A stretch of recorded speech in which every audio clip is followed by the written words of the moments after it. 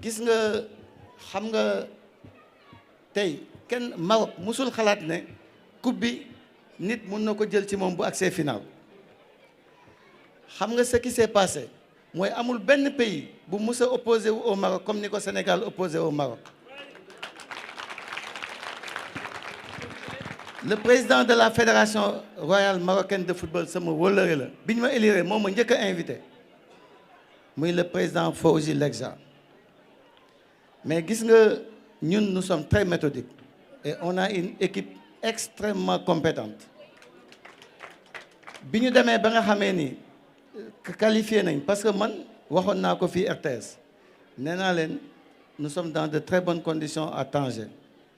parce que aussi ñun am nañ dispositif bi war suñu ministre boole nañu ak ay collaborateurs ak lépp li war ci ñun amoon nañ ko foofu fi ñu nekkoon. Et que si tout se passe bien bu ñu génnee nekk paix dem ba demi-finale bu ñu jógee Tanger dañuy dem jeudi final Rabat ma ni incha allah je pense que ce sera contre le Maroc et puis loolu la yàlla def. Avant ñuy dem dam ne Ablaye da ngay dem ñu def mission avancée ñu dem Rabat xool lu ñu fay fekk boobu laaj nañ leen ne leen ban hôtel la ñuy dal nangu ñu wax ban hôtel la ñuy dal. Après bi ñu demee ba ñu gagné ba nga xamee ni veille ñu ngi waaj a dem ñu jox ñu benn noowu hôtel fekk Ablaye nekk sur place Ablaye xool hôtel bi ne ma président hôtel bi moom xalaatuñ Sénégal di dal fii. Et que pourtant équipe yëpp ñoom jox nañ leen ko ñu nangu fa dal mais ñun bi ñu xoolee xam nañ ni fii Sénégal mënu fi dal parce que suñu équipe yi ndaw yi ñoom ñoo fa daan dal mu nekk ci digg dëkk bi. nga xamee ni coow li am pagaay mënoo am foo jaar foofu équipe nationale boo xamee ni dayoo Sénégal la am mënu fa dal beneen bi tamit ñoom ñu bëgg ñu imposer ne ñu ci seen biir camp de base fa la ñuy entraîner mooy le centre Mohamed VI biñ ko notifié Ablaye ma ni ko bu fa dem buñ ko sax visiter duñ fa dem après xam nga camp boobu man dama fa dem ba tàyyi c'est un camp ultra moderne amul benn camp bu ko gën a moderne Sénégal. Mais gis nga bis boo fa duggee secret yow amatoo ko ci ñoom lépp lu nekk ci yow xam nañ ko lu tax ngay taseeg nit mu ne yow kut ko kut ci foofu ngay footballé ci camp dañ ko bañ. Après gis ngeen aussi équipe bi muy agsi à Rabat nit ñi jaxasoo ak ñoom kenn encadré wu leen loolu aussi ñu mettit lu ko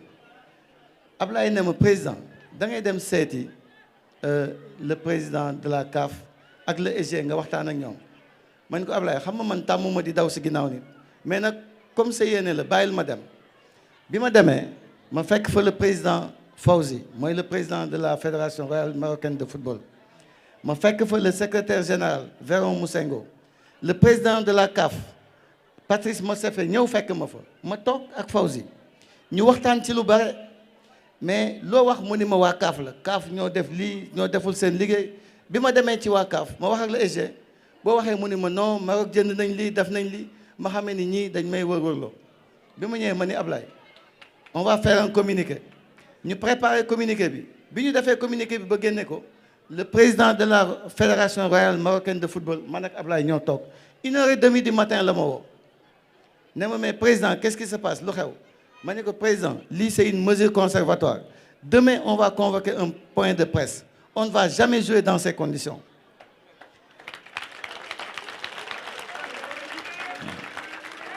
bi ñu waxee loolu mu ni ma président bàyyil affaire u CAF yooyu teg ko fële suba ñëwal seet si ma loo bëgg dinaa ko def.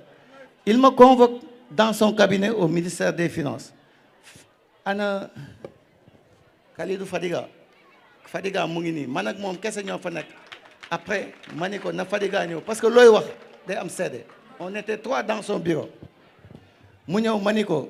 les conditions de sécurité de l'équipe nationale sont inacceptables am na loo xamee ni duñ ko nangu après il a renforcé le dispositif automatiquement boo xoolee gis nga buntu hôtel bi waxuma la mais ay kilomètres avant dañ fa def ay checkpoint ils ont renforcé le dispositif de sécurité ma ni ko le centre Mohamed VI duñ fa entraîner fekk ne woon na ñëpp équipe yëpp fa la ñuy entraîner Sénégal fa la ñuy entraîner ma ni ko ñun duñ fa entraîner après mu ne ñu xool leen fu ngeen bëgg ma joxe instruction ngeen entraîner fa ma ni ko le le centre annexe du stade Moulay Abdallah mu joxe instruction ci saasa ñu communiquer ñu pour ñu dem entraîner foofu ma ni ko léegi la délégation de l'équipe nationale 3 tickets lañ ma joxoon 3 tickets pour la délégation sénégalaise te aw ma benn possibilité jënd ay tickets pour la délégation sénégalaise vous pensez que ça c'est normal pour une équipe finaliste lépp Maroc daal di koy jël mu ne ma xoolal toute la délégation faites la liste ñii dem loge royale ñii dem en loge VIP ma def toute la délégation mu yónnee ma aussi ay billets VIP yónnee ma ay macarons yoo xamee ni suñu ay oto moom la ñuy utiliser donc benn aspect rek la ñu xam ne mënuñ ci woon am solution mooy arbitre bi parce que arbitre bi 2 jours avant waroon nañ xam kan mooy arbitrer match bi parce que waroon nañ ko annoncer en commission technique posé nañ leen ne leen mais kan mooy arbitrer match yi ñu ne amaguñ ci information parce que dafa am ay délais yoo xamee ni moom nga am pour nga récuser nga bañ arbitre bi su fekkee ni doyu la mais ci veillu match bi à 22h la ñu defal la notification après Ablaye woo leen bi mu leen wooyee ñu ne ko non dañ bëggoon protéger arbitre bi parce que bëgguñu am ay pression sur moom mais en réalité ñun xam nañ li xew parce que tey biñ ko notifié ñun mënatuñ ko dindi mënatuñ ko rejeter waa ji lu mu def mënatoo si dara mais gis nga ci biir match bi fekk na ñun on avait préparé la lettre de protestation et de récusation xam nga man fu ma nekk maa ngi ak mes portables je travaille tout le temps Ablaye mu ngi nii ci biir match bi on a envoyé la lettre de récusation à la CAF Ablaye moo ko envoyé mu ngi nii et boobu ñu ngi au stade c'est-à-dire pour vous dire que tout le temps ñu ngi veillé gis nga jamais benn pays musul opposé autant au Maroc parce que ñoom ñoo yore la vice-présidence de la CAF ñoom ñoo yore les moyens ñoom ñoo téye la CAF qu'on se dise la vérité yenn pays yi ñemewuñ leen kenn ñemewul peut-être jël position contre ñoom mais man sama xarit la on est très liés sama wóolale mais am na loo xam ne ni duñ ko négocier duñ ci transiger et loolu moo tax peut-être ñu agsi fii gis nga Pape li mu def ñun dañ ci ànd ak moom même suñuy kilifa dañ ci ànd ak ñun am na détails yoo xam ne ni du ma ko wax fii mais après dama leen ne xam nga bul ànd ak émotion dans la vie am na loo xam ne ni boo fa tollee da ngay dem ak sa xel dañ toog ba sàgg ñu waxtaan suñu biir ma ni Ablaye kaay ñu wàcc ñu jóge ci suuf ñu encadré ñu dem ba ci pelouse bi boobu lañ doon dem pour que ne leen nañu reprendre at jeu bi parce que ñun d'accord nañu ci ñu football terminer kii bi pour que mu bañ a mel ni dañu abandonné au moment bi ñuy ñëw fekk na ñoom réglé nañ loolu ba delluwaat commencé football man bi ñuy tiré penalty bi boobu sëñ Cheikh xam nga sëñ Cheikh Mbacke xoolal dafa am benn partie discours boo xamee nii dama ko defoon ci sama discours xam nga bëgguma wax loo xamee nii bu ko nit ñi déggee day mel ni damay wax lu amul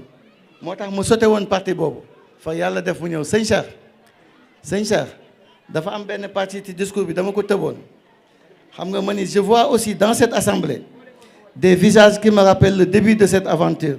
je pense à Cheikh Thioro Mbacké dont l'engagement dès les premières heures a été déterminant aux côtés de son ami et fidèle le premier vice-président Ismaïla Diallo. Merci d'avoir cru en notre vision quand tout était encore à construire. Donc sëñ Cheikh heureusement que ñëw nga déglu partie discours boobu dama ko dencoon waxuma ko woon parce que bëgguma woon wax ne yaa ngi ci assemblée bi te accès go woon moo tax ma lire ko noonu ci sa kanam di lay sant nag di lay gërëm bu baax dinaa si dellu si waat léegi et donc gis nga tey lii nii xam nga am na équipe yoo xamee nii ils ont été très bons am na tey ay pays yoo xamee nii vraiment sélection yu baax lañu amoon mais conditions yi ñu leen jaarale moo tax peut-être fi ñu waroon àgguñu fa ñun nag on a su anticiper on a su veiller te loolu nag mooy en fait li Sénégal am loo xamee nii peut-être am na ko par au-delà de ses performances sportives mooy on a de très grands dirigeants xam nga man yàgg naa ko wax ci président Ablaye Sow xam nga Ablaye autant ànduñu woon xam nga ni da ngay honnête ku ci nekk da nga nekkoon ci li nga nekk mais xam nga entre personnes intelligentes bu ñu demee ba ci biir da ngay xam ni yéen yàlla moo leen boole kii dafa mën lii kii mën lii. gis nga dafa am loo xamee ni tout le temps je le dis c'est l'un des meilleurs dirigeants du football africain. parce que li mu jot bi mu am ak li muy topp man aw ma jot boobu Ablaye amul benn détail boo xamee ni dina ko échapper. dina xool terrain yi dina xool arbitre yi dina xool commissaire au match dina xool coordonnateur général dina xool délégué c'est-à-dire amul benn détail ci football boo xamee ni dina ko échapper. il suit tout voilà ñun nag leneen li si des yëpp ñun ñoo ko féete donc liggéey bi noonu lañ koy liggéeyee ba yàlla may ñu agsi fii may dellusiwaat nag ci honorable député Cheikh Thioro Mbacké xam nga Cheikh Thioro ñun ñëpp moo ñu gën a xam football tey ci suba rek maak Ablaye ñu ngi déglu say vidéo yàgg ngay commencer depuis la normalisation depuis Tamale ak ci bari xam nga ñun yàlla moo ñu boole ñun ñëpp ku ci nekk ci li nga nekk mais football moo ñu boole gis nga union boobu tey moo ñu may lii ñu am tey et ñoom bañ koy def boobu peut-être ñu bari ñemewuñu woon jël yenn position yi pour bañ a guddal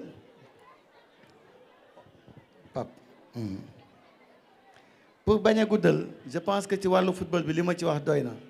mais nag may dellu si ci kilifa réew mi maanaam njiitu réew mi le président Bassirou Diomaye Faye xam nga président ñu ngi njëkk a jokkoo ak moom bi ñu nekkee Congo boobu yéen ñëpp peut-être dégg na ngeen ko parce que waxtaan bi am na lu mu ci génne mais gis nga depuis lors ba biig woo na ma amul benn bis bu ñuy toog boo xamee ni président du ñu woo wala du jokkoo ak ñun ah ñu ngi nodd de xanaa ñu bàyyi ba nodd bi pare après ñu continuer waxtaan